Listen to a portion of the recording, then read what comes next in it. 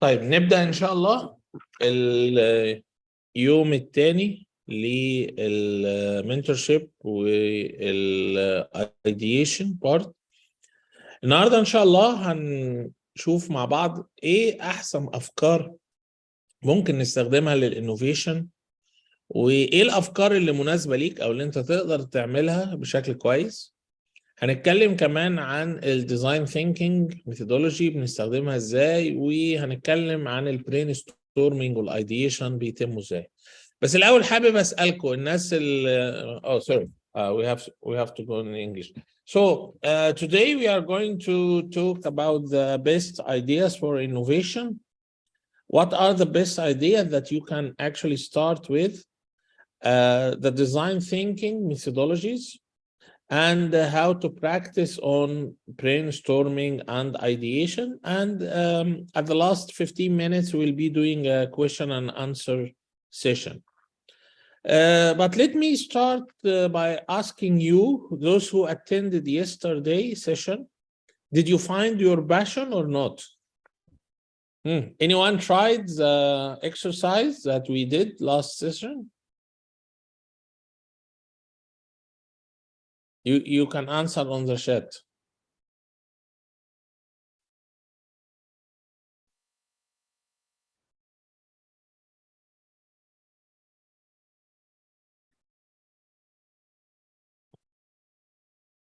Okay. Anyone tried to find the best passion or what you are really interested in?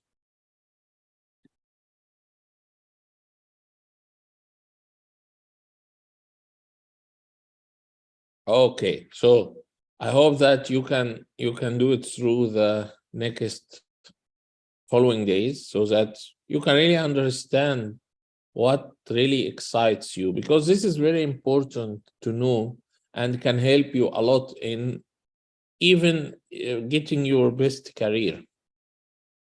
So let us move to how we look at ideas. You know, very important part of the innovation process is to find the best idea that can actually suit you.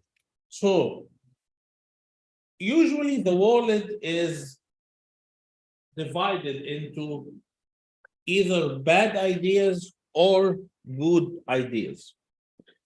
So we need to understand how to differentiate, and we need to understand what are the ideas which are really good for innovation and can fit in this space.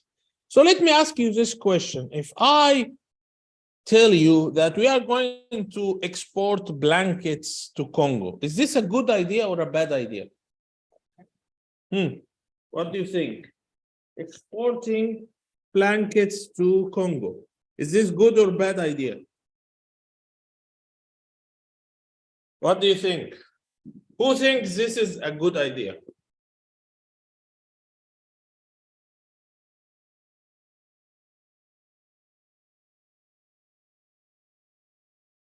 Hello, hi guys, you hear me, right? And you can use the chat, right?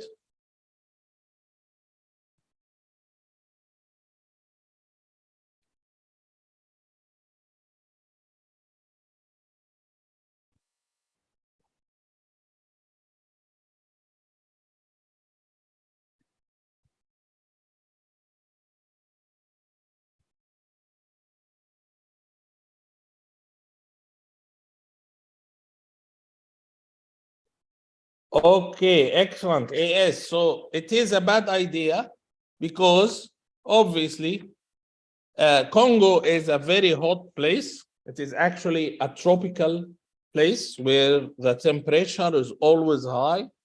There is no winter like in North or South Hemisphere. So it seems as a bad idea. Okay, so this is very clear. Exporting blankets to Congo is a very bad idea. So what if I tell you we want to export fridges to the North Pole? Is this a good or bad idea?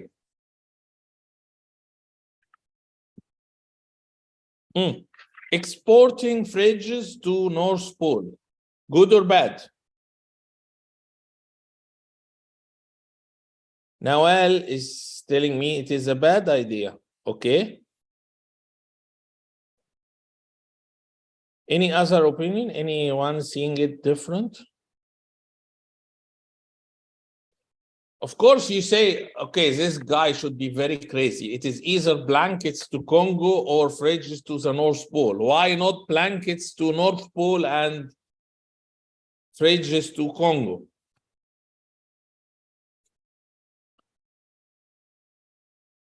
So most of you agree that exporting fridges to North Pole is a bad idea. But let me ask you a question here, a tricky question, actually.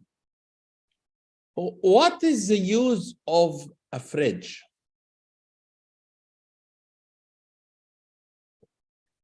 Okay, it seems to be doubtful now. Okay, I like it here. Why we need a fridge in any place in the world? I know very well that because we live in hot areas, we always use the fridge to cool the food. So Nawal is telling us that the fridge is used to store food. Okay. So let me ask you this other question. If you are in the North Pole and you leave your food outside in the weather, what will happen to it?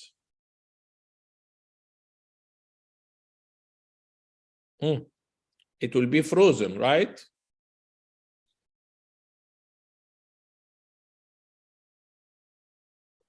Contamination is not a big deal here because the temperature is very low, so bacteria is not active in any way. But the other problem really is being frozen. And what happened to fresh food like tomatoes or fruits when they are frozen?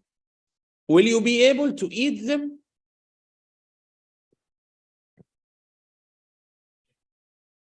No, of course.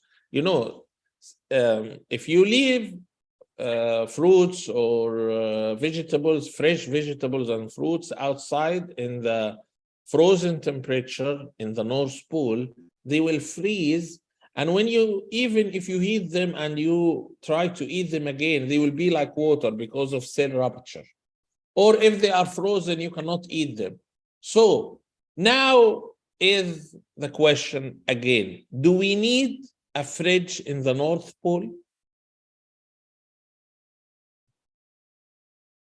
Yes, MS, it become over frozen, right? So I'm asking you the question again now. Do we still need the fridge in the North Pole?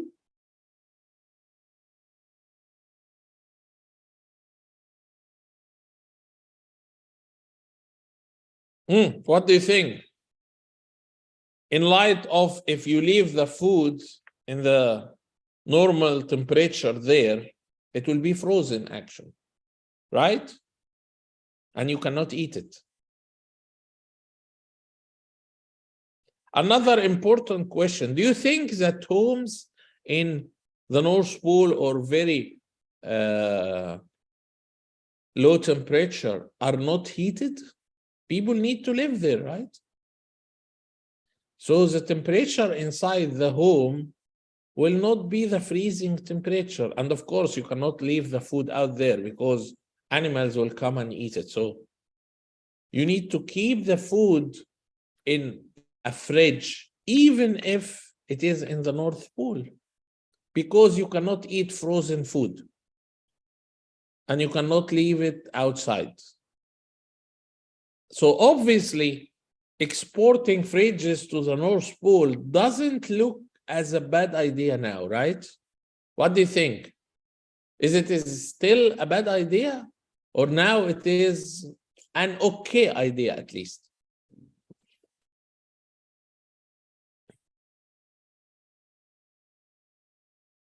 Okay, so I'm waiting for your answer. Now it seems okay. Okay, yes. So, you know, this is the real problem in our world, that there are always ideas that seem to be bad at the beginning, but if you have a close look at them, they seem to be an okay idea. Actually, sometimes they turn to be excellent ideas. And this is why we need this kind of ideas.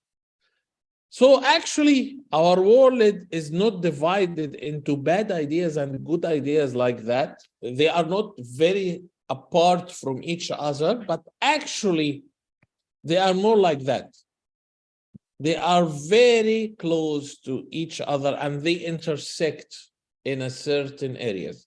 The intersection is the ideas which seem to be okay sometimes. And guess what? Those are usually great ideas for startups. The ideas which are in between, like exporting fridges to the North Pole. What is so good about exporting fridges to the North Pole? Why? Why do you think this can be a good idea for a company? Not specifically a startup, but for a company in general. Because actually, not a lot of people will think about it. You see? So you can come and tell me, why don't we just do good ideas? Why we don't export blankets to the North Pole and export the fridges to Congo? You see, the problem is, if you would like to export a blanket to North Pole, you will find that a lot of people thought about it before you. So it became a very crowded market. It actually turns into what we call a red ocean. What is a red ocean? A red ocean is an ocean with a lot of fishermen, a lot of hunters, and very few fish. So this is a red ocean. Everyone is fighting to get a piece of the fish in the ocean. So the ocean become bloody. So it is a red ocean. While you as a startup or a company, you actually need a blue ocean. A blue ocean is an ocean where fishermen are few and fish are a lot. So you can easily fish in a blue ocean where the idea is new or innovative. Not a lot of people did it before you. So, for example, if I tell you, let us do an oil station or a gas station on Sheikh Zayed Road. Is this a good idea or a bad idea? Obviously, it's a very good idea. A lot of cars are going through this road daily. But actually, it is so good to be true, as we say. This is a very good idea that you will find a lot of oil stations on this road because a lot of people had seen the opportunity before you did. However, what you are looking for is an idea that seems to be bad sometimes and okay some other times. So not a lot of people did it before you, and you have an opportunity. You have what we call a niche market. A niche market is a market where you serve a specific group of people or customers who are underserved by others. Not a lot of other companies or other businesses thought about doing business with for those people. Okay, so this is how we differentiate in or from bad ideas, from good ideas. And always remember, we are looking at those ideas on the border, which sometimes seem good, sometimes seem bad. Those make the perfect. For another example, okay, let us think about Uber. If I tell you, or Airbnb. Airbnb is a business where you can actually find a location in a home or apartment or a room to rent in someone else's home. You know, we were grown that first advice from parents, don't invite foreigners or strangers to your home, right? This is like the first advice we get when we live alone. But guess what? Airbnb is a business completely based on inviting strangers to your home. How did they do it? Because not a lot of people thought that it is even possible. How is this possible that I will invite someone that I don't know, I don't trust their hygiene, I don't trust their habits? Maybe he will do something for me, maybe he will hurt me personally, or maybe he will at least steal something from the home and leave. How comes that I totally trust people, foreigners, strangers into my home? But guess what? And Airbnb today is one of the biggest business in the world. And it is a business totally based on doing something against what we had been taught since we were young. So this is an example of ideas that can fit and turn into a startup, although they seem to be bad at the beginning. Okay? So now we move to what is the best idea for you specifically, because if you find a niche market, or if you find an idea in a blue ocean, or if you find an idea which seems to be bad but good at the same time, that doesn't imply that it is good for you to do. I'll tell you one thing. Did any of you thought about opening a farm, any kind of farm, chicken farm, fish farm, wheat farm, any farm? Did you ever thought about doing that?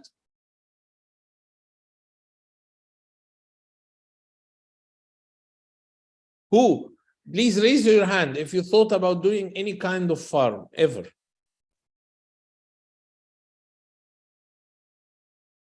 Okay. Yes, here, one person. Okay. So I'm telling you, this is one of the most projects that I face on like a weekly basis. Always, no week passes before someone or two come to me and tell me they want to do a chicken farm. So I start by asking them, have you ever worked in a chicken farm? He says no. I ask him, okay, so have you ever, anyone in your family or a friend have a farm or has a farm? No. So I ask the next question, did you ever even pass in front of a chicken farm? They say no. So I tell them, why do you want to do something that you never knew anything about it? Their answer is usually because we like Kentucky. So they like chicken. They like to eat chicken, fried chicken especially. But guess what? If you like Kentucky, go and buy something. But don't open a chicken farm just because you love Kentucky. Okay? The idea here is that you need to do something that is matching your abilities. And your abilities is actually related to your passion, the thing that we talked about yesterday, if you remember. We were talking about your passion and finding your passion. Usually your abilities matches your passion. So if you like something and you are good at it, this is where you can actually do a business. And if you would like to do a business in something that you don't know anything about it, the advice is go and hire or recruit a team member who knows about it. So someone in the team should know. If you are going to open a farm, someone in your team should know about farming. If you are going to open a workshop, someone in your team should know anything about workshops, should be an expert in workshops, actually. So don't go and do a business where you are not able to run it. The other circle here is your network, your connections, because a lot of business depends on getting the right people, getting the right connection, so that you can sell, you can buy your raw materials, you can partner with someone who is interested in what you are doing, so the business can grow. So if you don't know someone or you don't have a network in this domain, please, again, go and recruit someone who knows about it. The third circle is actually the market, the need. If you have a need or someone like what you are doing or what you are producing, then you have a market, then you can sell. But otherwise, no one will be interested. And I'm telling you, this is the number one reason for businesses to close. Number one reason for any business to go bankruptcy or shut down is because they built something that no one needs, no one wants. It doesn't matter if you build it in the most perfect way in the world. If I bring you a very beautiful horse car, very decorative, the horse is beautiful, everything is beautiful, and I tell you, go and use that in Dubai streets, no one will buy it. Why? Because it doesn't make sense. I can sell sport cars there. I can sell a Porsche or a Ferrari or Lamborghini, but I cannot sell a horse car. Whatever it is, beautiful. It doesn't matter. No one will need it. So again, think about how the market needs your product. If the market is in need for your product, then you can build it. So the best idea for you specifically, and I always ask this question for people when they come asking for fund or asking for investment. I tell them, why you are doing this business? They say, okay, it is profitable, it is good, it will make a lot of money. I'm telling you, okay, that will happen whatever you do it or someone else do it. But my question is why you specifically is doing that? Why you think you are fit to do that? Your answer to this question will depend if you had chosen the sweet spot that we had put here in this slide. The sweet spot is the intersection of the three circles. If it is something you are passionate about and you are able to do it, if it is something that you have a good network at it, you or your team, and if there is a market need, if you meet the three of them together, then bingo, you have a chance to go and do that. Otherwise, nah. Okay, so any questions here?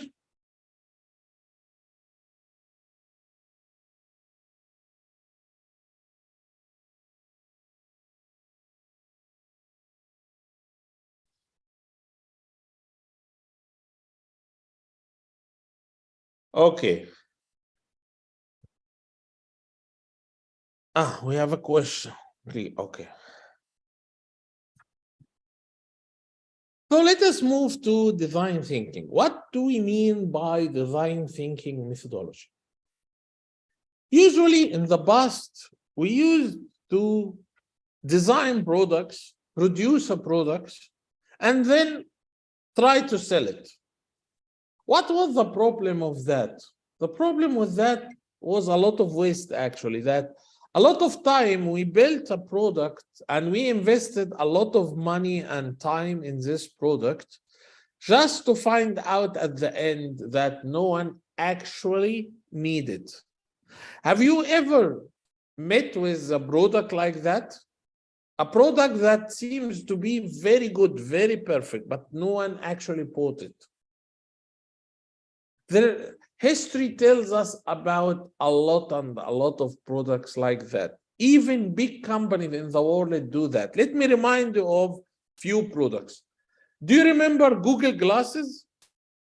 Does anyone remember Google Glasses? You know those glasses which one of the lenses on the glass have a small screen. So you are wearing the glass, the lenses, and one of them is actually a screen, and there is a camera in between.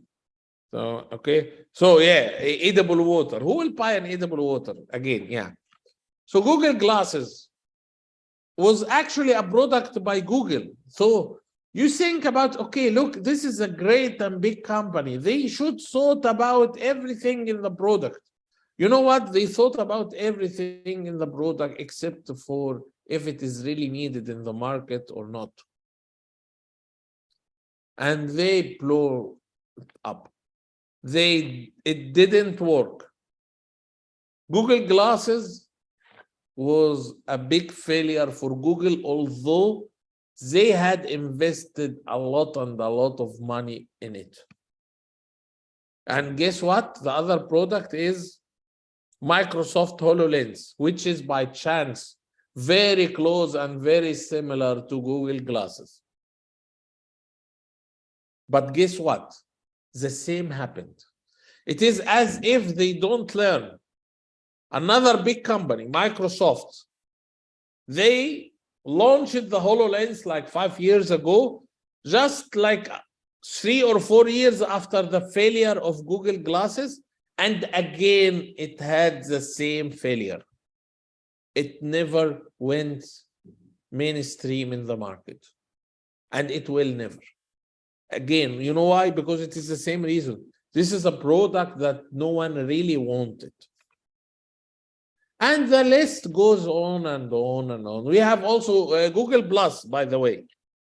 You know, it seems, by the way, Google has a great website called Google Graveyard. In this Google Graveyard, they have a list of all the products and the services that they launched and failed. All of those products are there. And they give you a chance to understand why and what is the story and why did they fail. You see, so it is very repeatable, actually, that people build something and it fails. It happens all the time. So lately, we found out that there should be a way to avoid this before it hits you.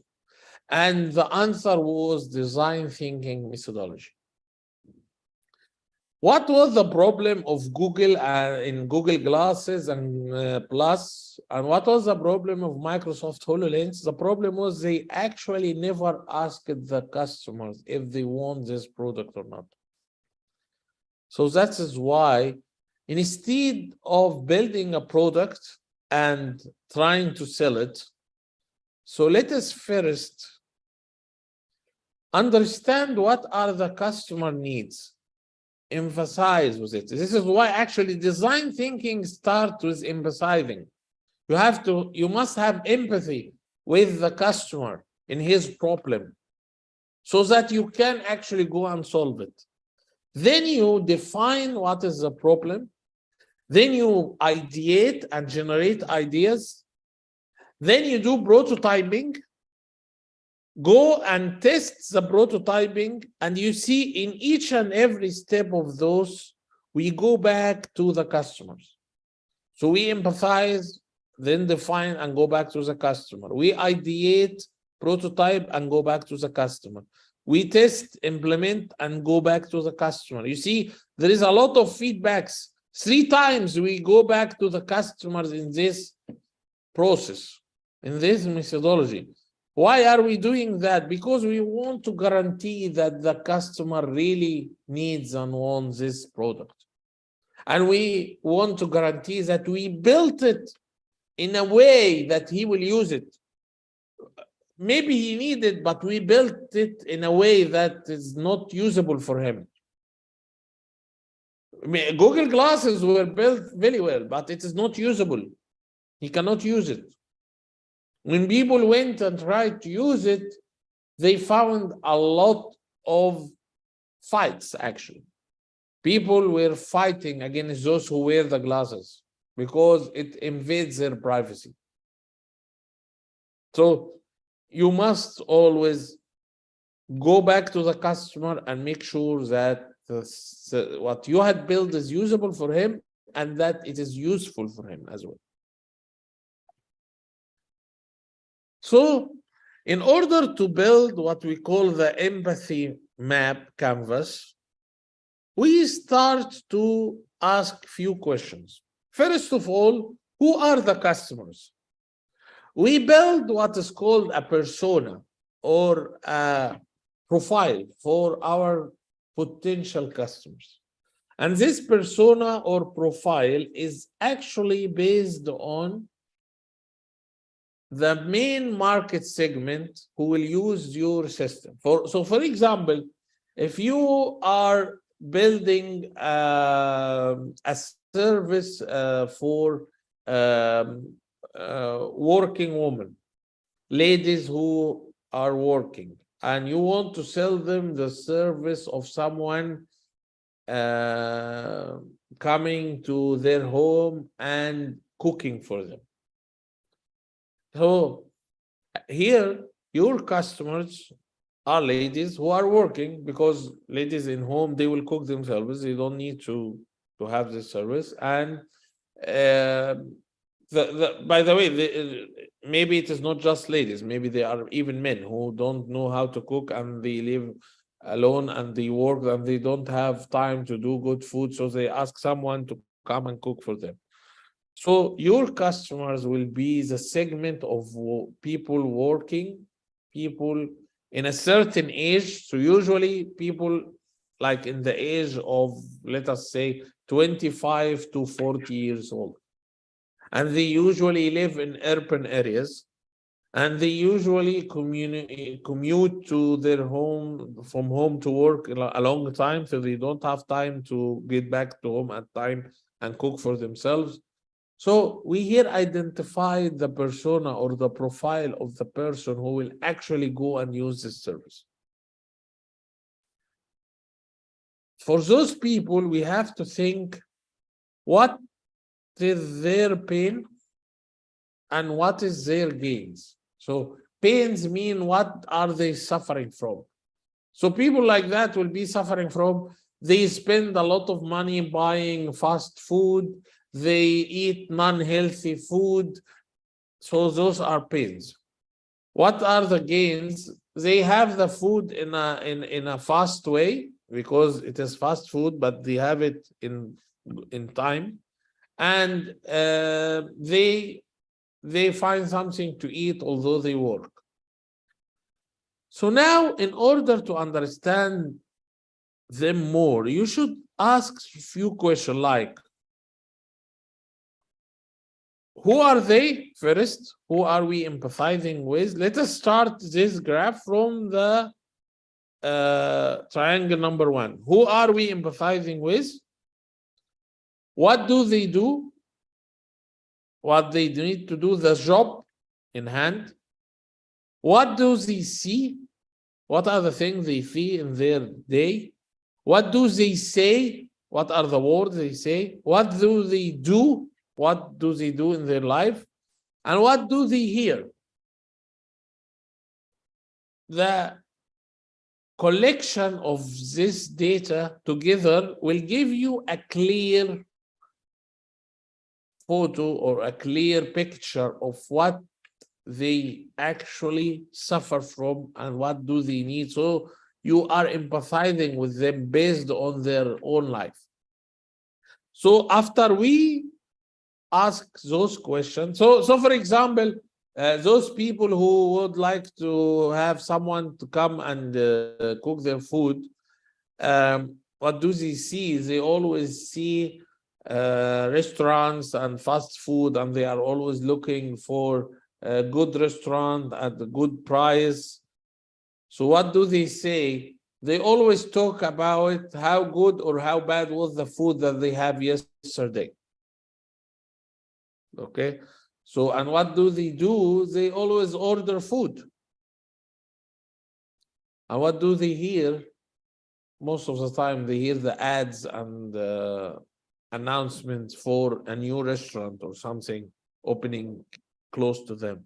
So you hear, you put yourself actually in their place and think, if I am in their position, what I will be doing. The best way to empathize with someone is to put yourself in his position. We sometimes call it in your customer's shoe. It is like if you are wearing his shoe, actually, so that you feel what he feels when he wears it. We have a customer profile. We know what they want to do. So in that case, they will want to have a good food, healthy food, and tasty food. The pains they are suffering from now, spending a lot of money, eating non-healthy food. The gains is that they are getting it in time. So if we are to propose a service for them, where we bring someone to cook to them, or we send them some food made in home, so the gain creators will be that they still have the food in the right time. The pain reliever that they eat healthy food and it is not so expensive. So the product or service must have the gain creators and the pain reliever to counter the pain they have right now in what they are receiving right now, and to gain more on what they are having. Okay, all clear?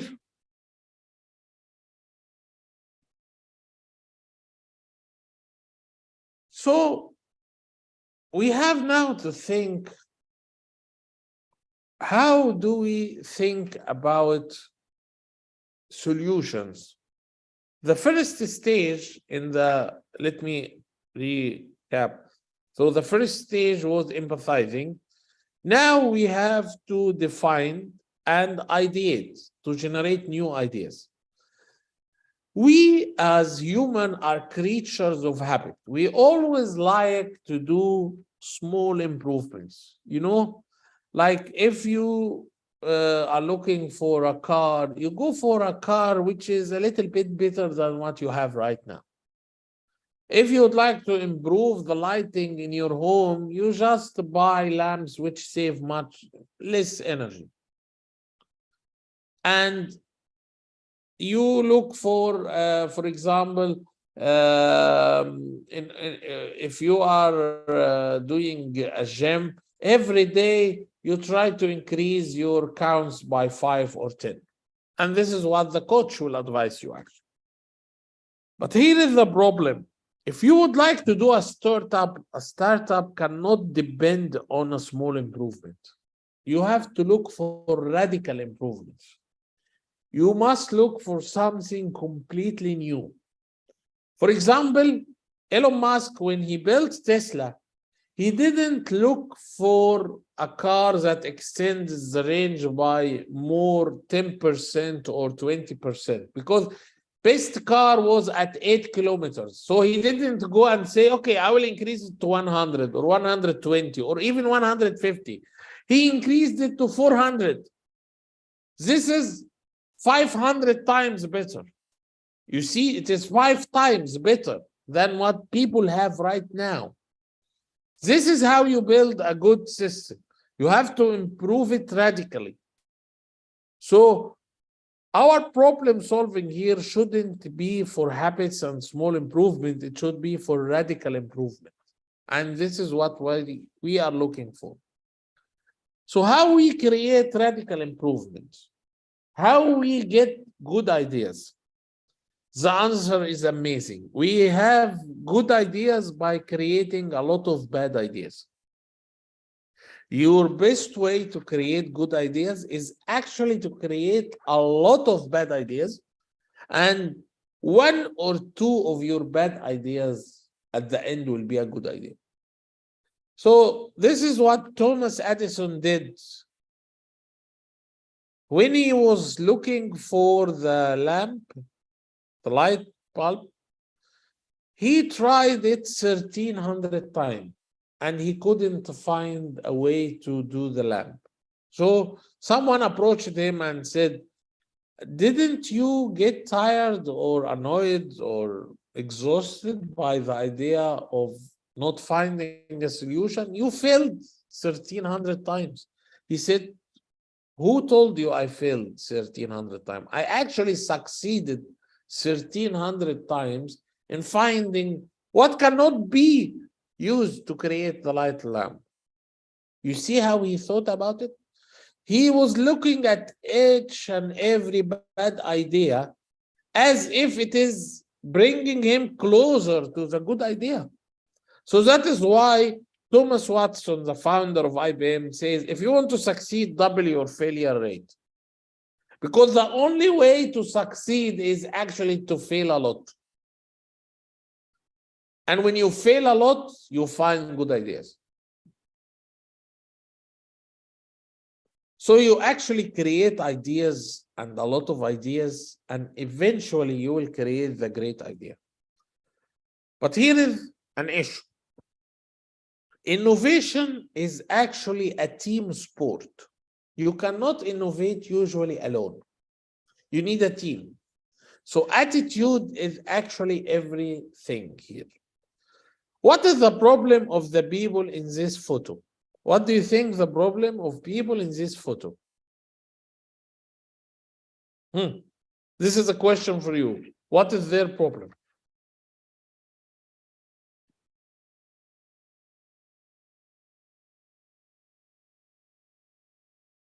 Do you think if this is a team, what is the problem of this team?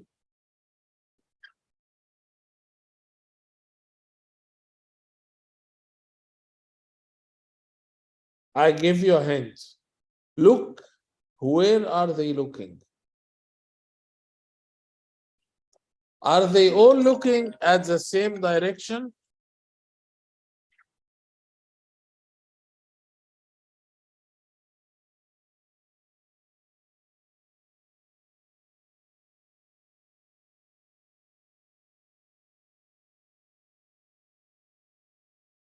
You will notice that each one of them is looking actually in a different direction. It is not the same vision. This is the problem. This is what usually happens sometimes in teams.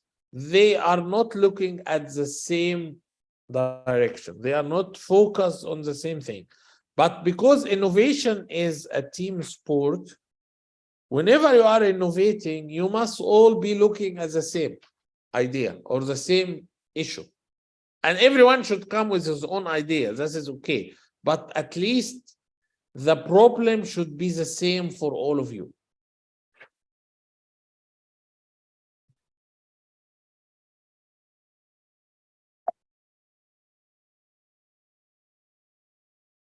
So how we do this?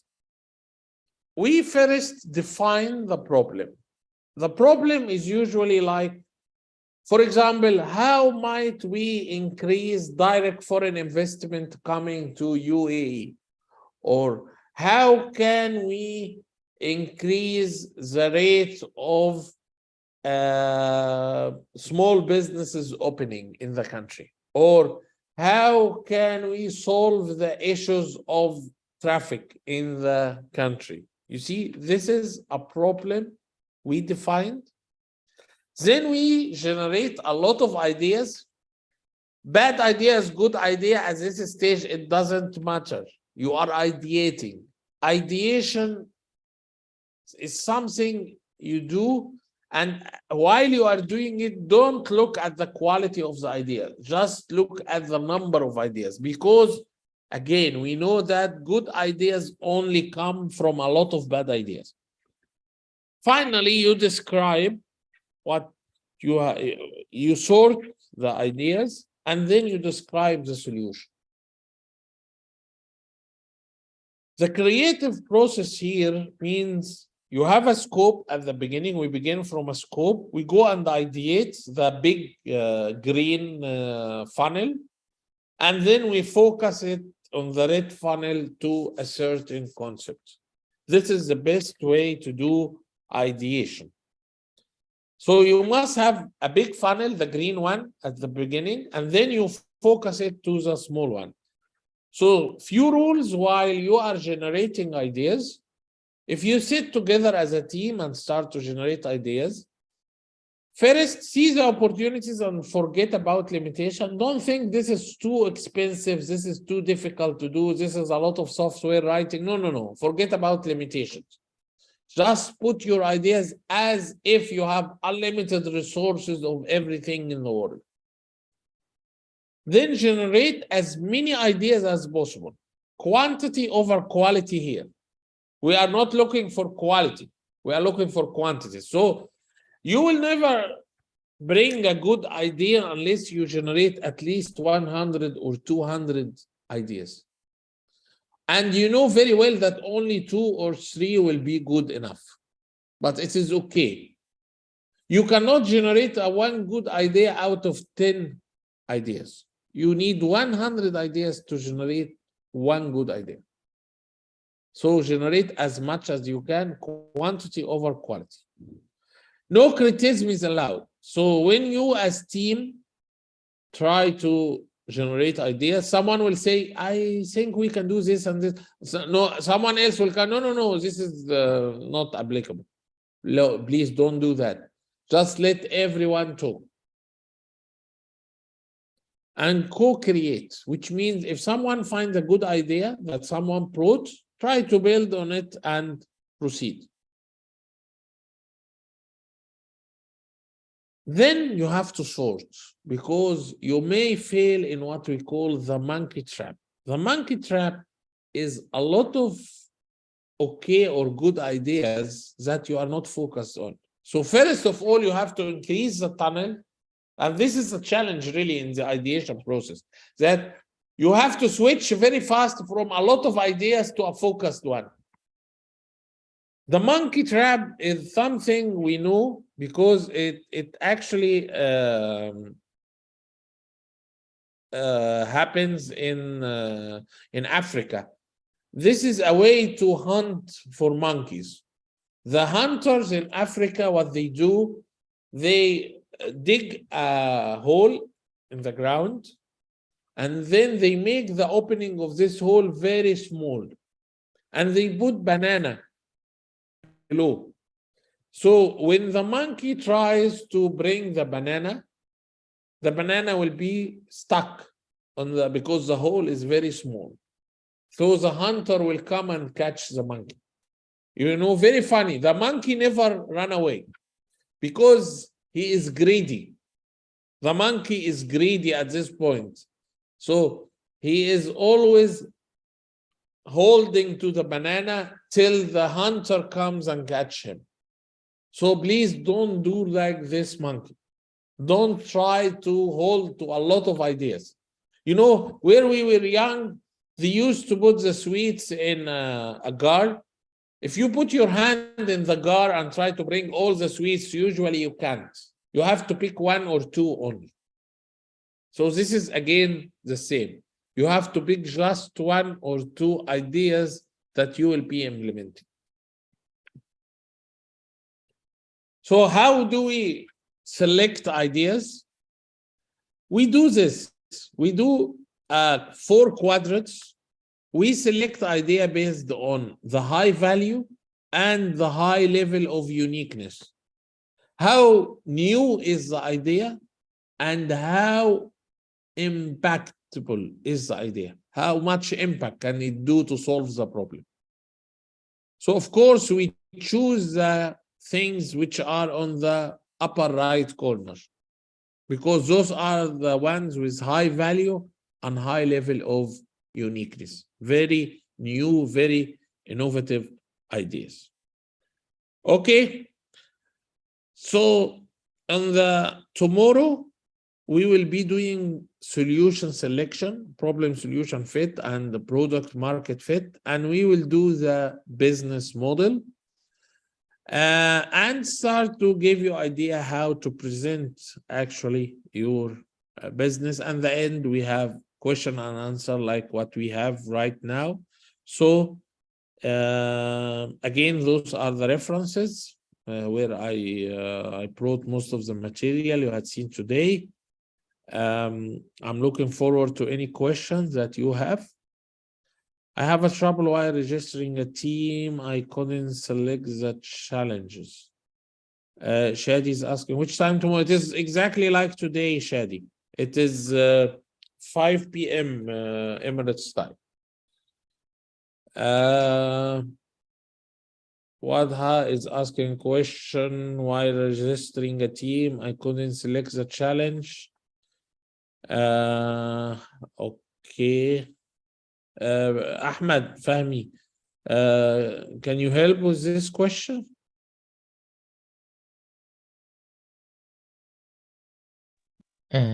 Which one? Wadha is asking, I have a trouble while registering a team. I couldn't select the challenges.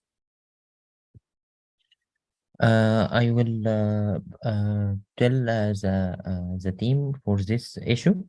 He also can send this issue to through mail. Okay, Wadha. So we will really ask the IT team and try to get you some support on that. Please keep following on it till it is really solved. Okay, any other question about today's topics? So what I'm expecting of you at this stage is that you start to ideate, you start to generate ideas based on the challenge or the problem that you are willing to solve or you are going to solve. So please go ahead and work with your team on the ideation process, trying to select first the challenge and then trying to find a solution that you will use to solve this problem. Okay.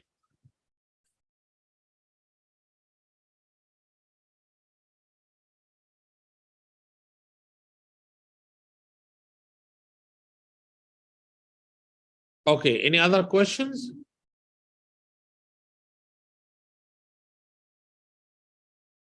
Ahmed, Watha is asking which email she should communicate with. Do you have the email? I will send it in the chat.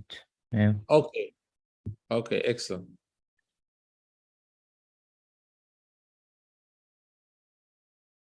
So, any other questions? All clear? I'm really looking forward to meet all of you just in a few days from today.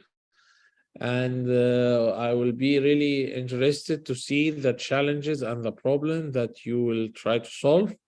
So what Ahmed just wrote the email. It is admin@hackathon.ee. Tipen, yes, we share the meeting recording on the Slack group on a daily basis. Yes.